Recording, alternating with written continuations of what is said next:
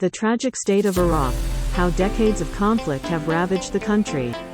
Iraq has been the center of conflict for decades, and the country has paid a heavy price.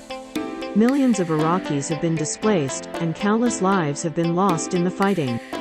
Despite its vast oil reserves, Iraq's economy has struggled, and its infrastructure is in disrepair. Education and healthcare have suffered, and many Iraqis lack access to basic services. The country has been plagued by insurgency and terrorism, and foreign powers have intervened in its affairs. But despite the challenges, Iraqis are resilient and determined to rebuild their country.